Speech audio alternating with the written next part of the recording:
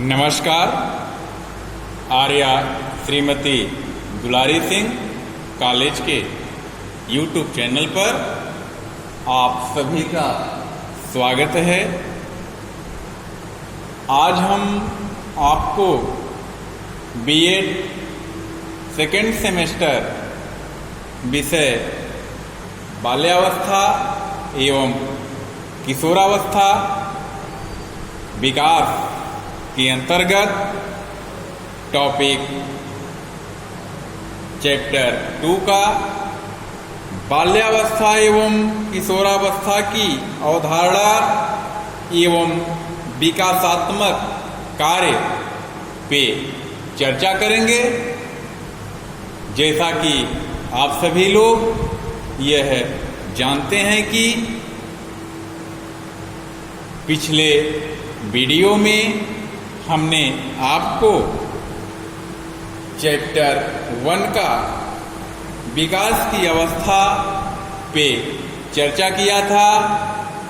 आज उसी से आगे नया चैप्टर 2 के अंतर्गत आज टॉपिक पे चर्चा करते हैं। देखते हैं आज का टॉपिक।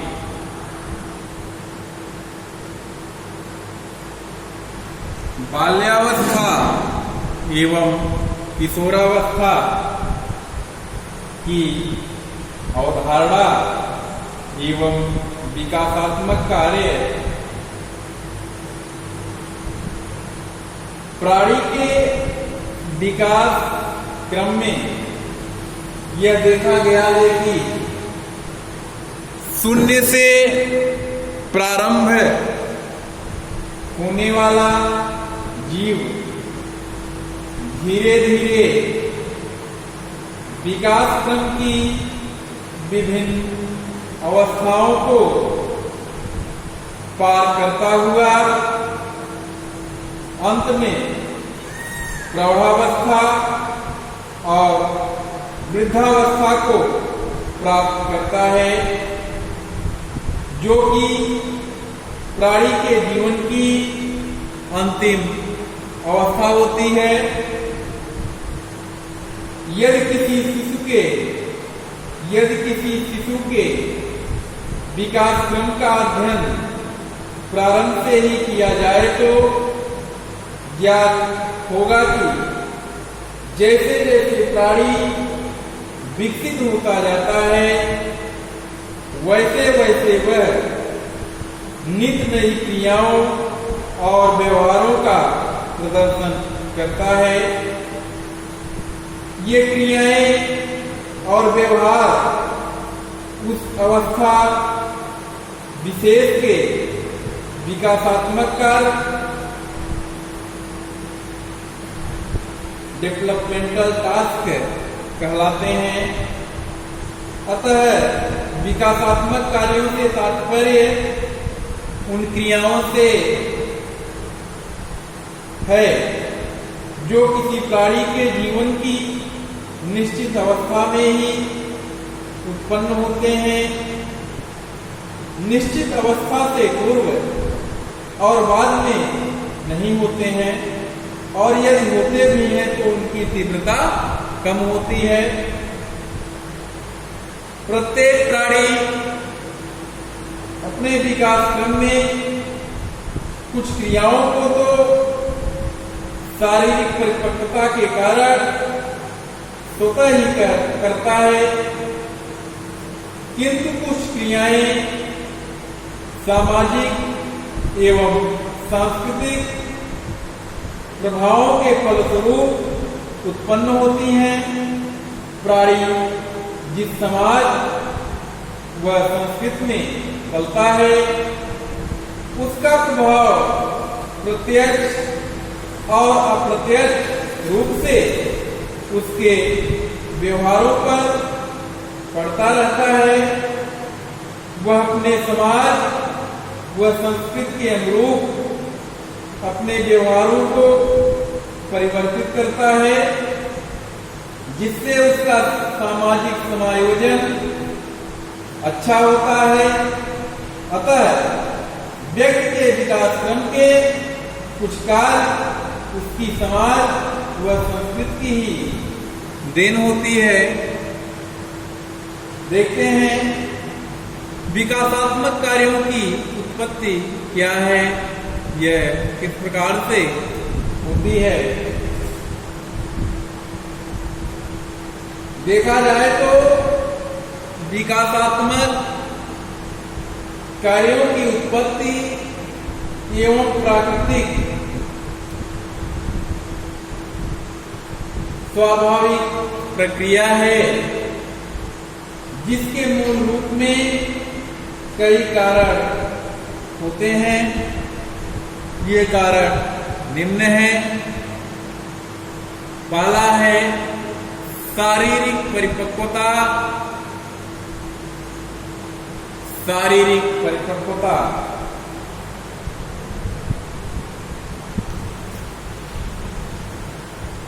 शारीरिक परिपक्वता से तात्पर्य फिजिकल मैच्योरिटी का होना है। विकासात्मक कार्यों की उत्पत्ति प्रमुख रूप से शारीरिक परिपक्वता के कारण ही होती है। जैसे जैसे प्राणी अपने विकास क्रम में शारीरिक परिपक्वता प्राप्त करता जाता है, वैसे वैसे उसकी विभिन्न विकास अवस्थाओं में अलग अलग प्रकार के व्यवहारों तथा क्रियाओं की उत्पत्ति होती है। जैसे उदाहरण के तौर पर हम जान सकते हैं, देख सकते हैं, जैसे बैठना, खड़ा होना, चलना, दौड़ना, भागना आदि। ये सभी क्रियाएं एक ही क्रिया के विभिन्न परिष्कृत रूप हैं, जो पैरों की मांसपेशियों की परिपक्वता से धीरे धीरे परिवर्तित होते जाते हैं। शरीर के विभिन्न अंगों की परिपक्वता विभिन्न विकासात्मक क्रियाओं की उत्पत्ति करती है। नेक्स्ट, प्राणी की आवश्यकताएं। प्राणी की आवश्यकताएं, ह्यूमन वांट्स।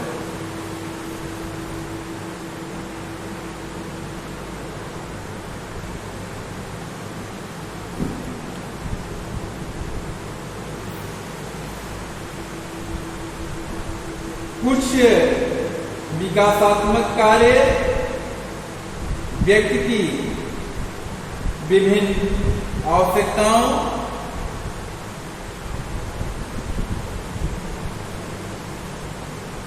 जैसे जैविकी, सामाजिक और सांस्कृतिक के फलस्वरूप उत्पन्न होते हैं। जैसे नवजात शिशु को भूख लगने पर रोना, यह उसकी जैविकी आवश्यकता है। इसी प्रकार से पढ़ना, लिखना, सीखना, अच्छी आदतों का विकास करना आदि सामाजिक आवश्यकताएं हैं।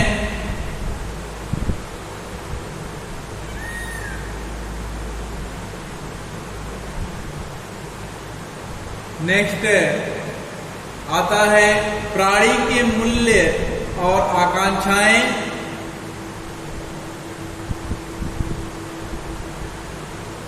क्योंकि व्यक्ति की आकांक्षाएं और लक्ष्य भी विकासात्मक कार्यों की उत्पत्ति करते हैं। जैसे किशोरावस्था में बालक आत्मनिर्भर बनना चाहता है और इस हेतु वह किसी क्षेत्र में अपने रोजगार का अवसर तलाशता है या पढ़ाई लिखाई में अधिक मेहनत करके अच्छी नौकरी पाने के लिए प्रयत्नशील रहता है। इस प्रकार विभिन्न कारकों से अलग अलग अवस्थाओं में अलग अलग विकासात्मक कार्यों को सफलतापूर्वक नहीं करते हैं तो आगामी विकास क्रम में पिछड़ जाते हैं। अधिकांशतः विकासात्मक कार्यों का मूलभूत आधार शारीरिक विकास और उसकी गति ही होती है। शारीरिक विकास से क्रियात्मक क्षमताओं का विकास होता है और क्रियात्मक क्षमताएं विकासात्मक कार्यों की उत्पत्ति करती हैं। इस प्रकार से विकासात्मक कार्यों की उत्पत्ति होती है। आगे देखते हैं।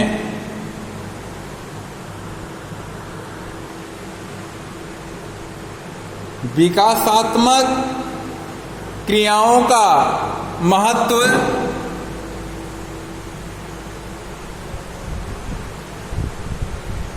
विकासात्मक क्रियाओं का महत्व क्या है? प्रत्येक प्राणी के जीवन में विकासात्मक क्रियाओं का बड़ा महत्व है, क्योंकि वर्तमान अवस्था के विकासात्मक कार्य ही आगामी अवस्था में संपन्न होने वाली क्रियाओं का आधार होते हैं। यदि प्राणी अपने विकास क्रम में निर्धारित क्रियाओं को संपन्न नहीं करता है या विलंब से करता है तो उसका दुष्प्रभाव आगामी क्रियाओं पर पड़ता है। जैसे यदि किसी बालक के दूध के दांत देर से निकलते हैं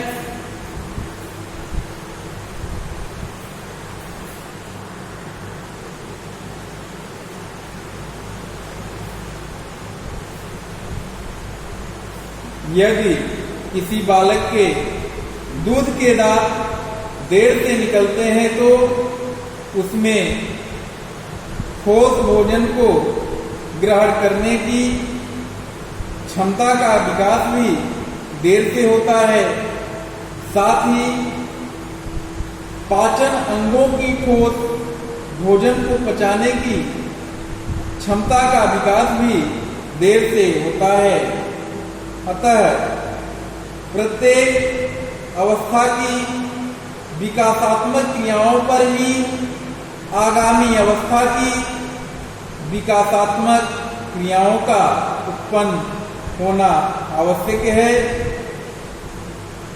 यदि माता पिता संरक्षकों और शिक्षकों को बालकों की विभिन्न आयु स्तरों पर विकासात्मक क्रियाओं का ज्ञान होता है तो वह बालकों को उसकी आयु के अनुसार सीखने के अवसर प्रदान कर तथा उचित मार्गदर्शन कर उन्हें विकासात्मक कार्यों में निपुणता प्रदान करने में सहयोग प्रदान कर सकते हैं।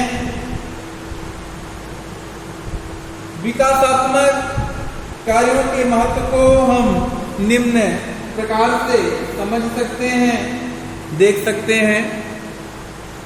पहला है विकास के अध्ययन में सहायक। किसी भी अवस्था के विकासात्मक कार्यों द्वारा उस आयु के विकास क्रम के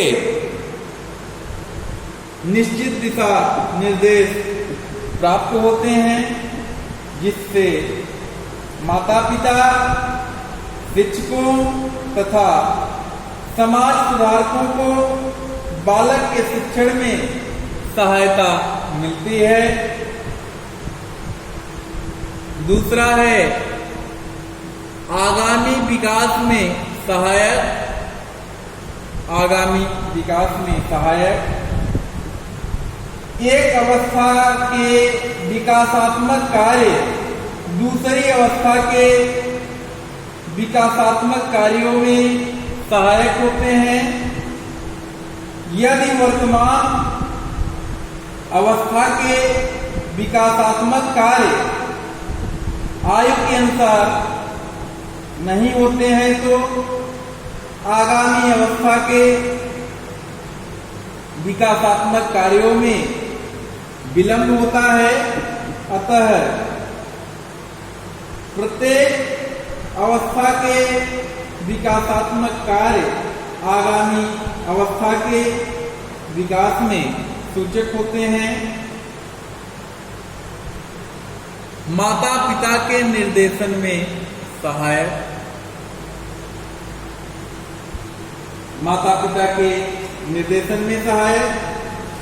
प्रत्येक अवस्था के विकासात्मक कार्यों के द्वारा माता पिता यह जान सकते हैं कि किस आयु विशेष में बालक कौन सी क्रियाएं करेगा और उन क्रियाओं की सफलता के लिए क्या आवश्यक है। यह जानकारी प्राप्त कर माता पिता बालकों के विकासात्मक कार्यों की सफलता के लिए उन्हें वे सभी साधन और सुविधाएं प्रदान करते हैं जो विकासात्मक कार्यों को सफल बनाते हैं। अभिभावकों के द्वारा दी गई साधन और सुविधाओं से बालक वे ही व्यवहार सीखते हैं जिनकी उनसे अपेक्षा की जाती है। इस प्रकार से माता पिता के निर्देशन में सहायक होते हैं। इसके बाद समायोजन में सहायक विकास क्रम में प्रत्येक प्राणी को नई परिस्थितियों के साथ समायोजन करना पड़ता है। जो व्यक्ति प्रत्येक नई परिस्थिति में स्वयं को आसानी से समायोजित कर लेता है उनका विकास सुचारू रूप से चलता है।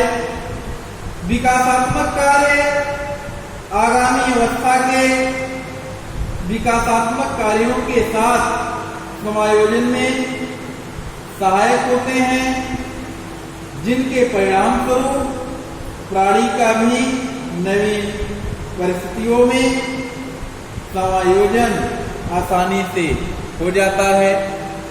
इस प्रकार से विकासात्मक क्रियाओं का महत्व होता है। नेक्स्ट देखते हैं विकासात्मक कार्य में बाधाएं कौन कौन सी हैं।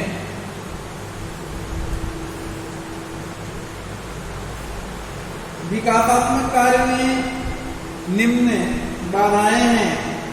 उन बाधाओं में देखते हैं सबसे पहले है शारीरिक दोष या परिपक्वता का प्राप्त न होना।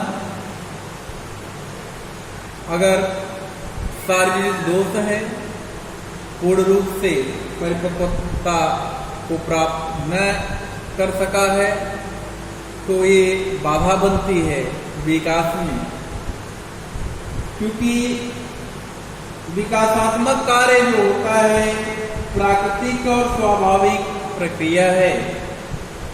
इसके फलस्वरूप किसी आयु विशेष में विभिन्न क्रियाएं स्वतः ही प्रकट होती हैं। यद्यपि वातावरणीय तत्व जैसे अभिप्रेरणा और शिक्षण इनके विकास में सहायक होते हैं, किंतु बिना शारीरिक परिपक्वता के शिक्षण भी निरर्थक और प्रभावहीन रहता है। अतः शारीरिक परिपक्वता से जैसे जैसे शरीर के अंग परिपक्व होते जाते हैं, वैसे वैसे विभिन्न क्रियाओं का विकास होता है। लेकिन यदि किसी बालक में कोई शारीरिक दोष जन्मजात है तो वह विभिन्न आयु स्तरों पर उस अंग से संबंधित क्रियाओं को करने में अक्षम रहता है। चिंतन, जैसे यदि जन्म से बालक का मस्तिष्क अविकसित है तो विभिन्न आयु स्तरों पर वह पढ़ने लिखने, चिंतन मनन, तर्क जैसी क्रियाओं को वह नहीं कर सकता है। इस प्रकार से शारीरिक दोष या परिपक्वता है तो बाधा उत्पन्न होती है। नेक्स्ट है विकासात्मक कार्य के लिए उपयुक्त अवसर प्राप्त न होना, उपयुक्त अवसर का न होना। यदि कोई प्राणी विकासात्मक कार्य की पहली शर्त पूरी करता है और उसके विकास क्रम में कोई दोष नहीं है, किंतु यदि उसे अपनी क्षमताओं और योग्यताओं को विकसित और प्रदर्शित करने के पर्याप्त अवसर नहीं मिलते हैं, तब भी विकासात्मक कार्य में अवरोध पैदा होता है। जैसे समूह प्रवृत्ति का विकास होने पर भी यदि बालक को समूह में उठने बैठने, खेलने और बोलने चालने का पर्याप्त अवसर नहीं दिया जाता है तो उसकी सामाजिकता का विकास नहीं हो पाता है।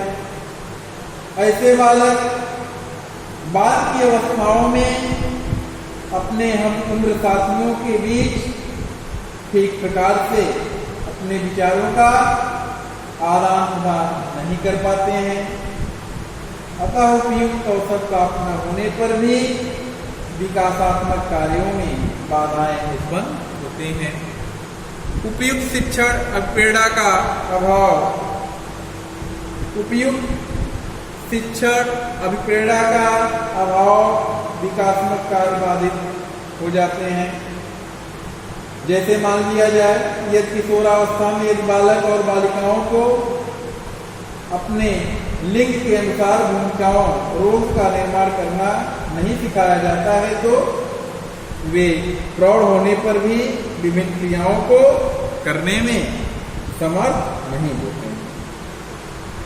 एक शिशु को यदि उपयुक्त समय पर मल मूत्र नियंत्रण की शिक्षा नहीं दी जाती है तो वह अधिक आयु तक भी मलमूत्र त्याग की क्रिया पर नियंत्रण प्राप्त नहीं कर पाता है।